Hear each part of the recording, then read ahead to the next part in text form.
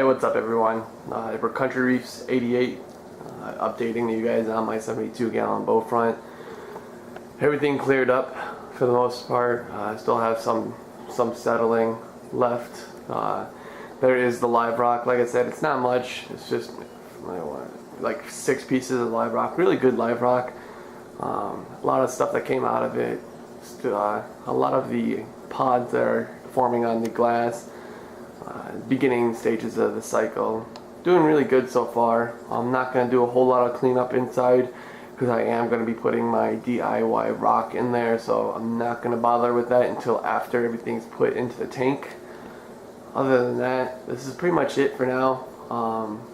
I have the lights set up on a 8-hour schedule so that it turns on and off. Sump is doing really good.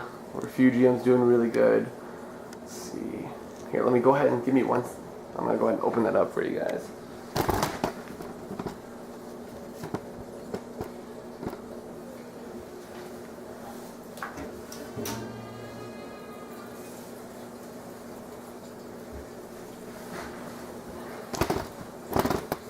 I am using a tripod. Sorry, I keep knocking into it. I got the old tripod out.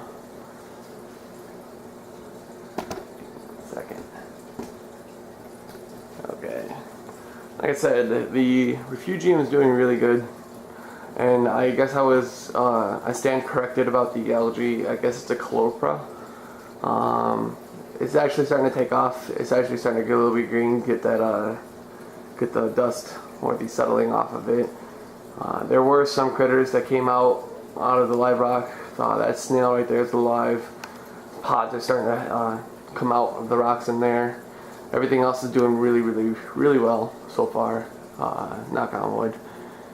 Other than that, this is pretty much it, guys. I'll try and get some close-up of the live rock for you. There's a lot of sponges on the actual live rock itself. You can see a couple right there. But yeah, this is pretty much going to seed my tank. I wasn't going to wash or bleach it or sun this live rock. The guy I got it from said there was really no problems with it.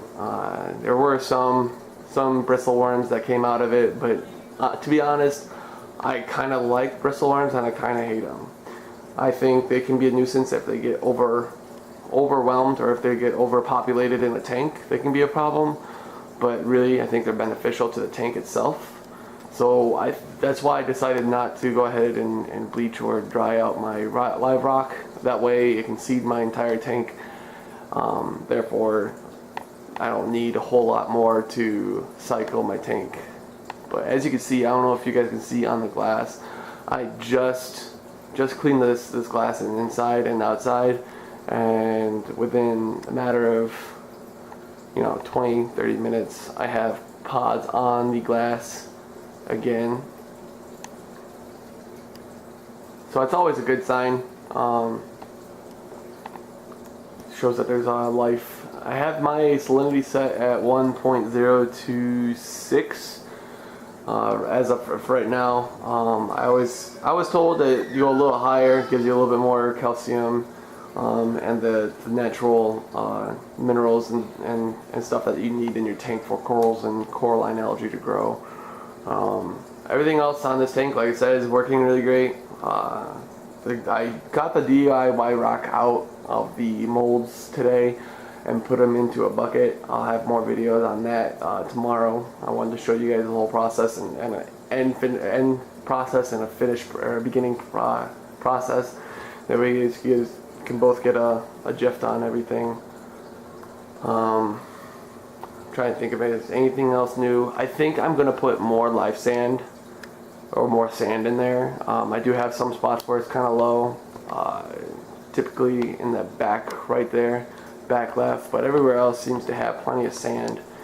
Aquascaping, let's start talking about that, because that's been on my mind for a couple of days now. I'm trying to think what I should do. I don't necessarily want to do your typical rock wall. Everyone does it, and I'm not the biggest fan. I used to, in the beginning of my marine reef / saltwater hobby beginning, I used to do rock walls all the time, and I want to get away from it. I've heard so many bad things about it, that your dead spots are so high that it's ridiculous, because the flow can't get behind it unless you manually put flow back there, or you put power heads behind the wall itself, which personally I think is just a waste of a power head. I think you should be able to have movement, water movement all around the tank. So I think I'm going to go with either a 2-island or a 3-island look. Maybe a pillar on the right side over here. Maybe a pillar going up and down right here in the very back.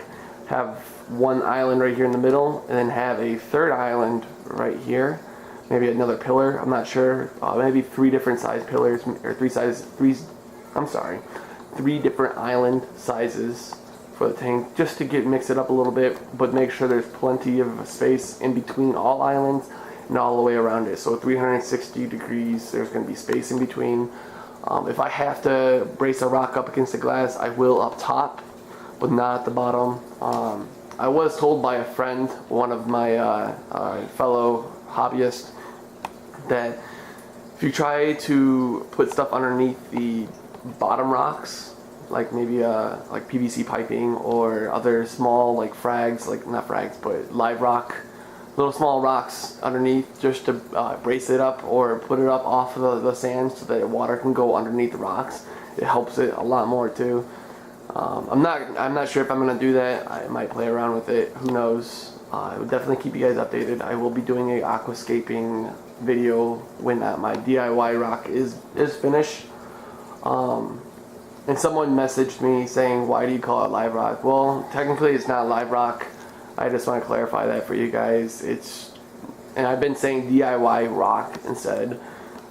It's not live until you get it into your tank, seated, and it's cured and everything, and your live rock, your actual live rock that's in your tank, can allow organisms and all the bacteria and all this good stuff that you need in your tank. It'll actually start growing on your actual dead rock, or your base rock, whichever you want to call it, and then it becomes live rock. It eventually will, through time, become live rock and start looking like an actual live rock. And personally, making live rock yourself, and someone had commented on one of my videos on the DIY rock video update. The reason why I do it is because, first of all, it's like 75% cheaper to do it that way, and I'm not trying to be cheap, but it also saves the ecosystem in the actual oceans. We don't have to go out there and farm the reefs. We don't have to take rocks out of the ocean. You know, whatever we have to do to preserve the ocean, it's very beneficial on our ocean and ourselves, because that's essentially where we get everything. We don't want to eliminate the ocean, because then we're basically preserving everything we have in our tanks. So that's a brief explanation of why I do my DIY rocks. Mainly because it is a price. I am a family man. I've got other needs that I need to meet to, a son and a wife. So you guys hopefully you all can relate to that.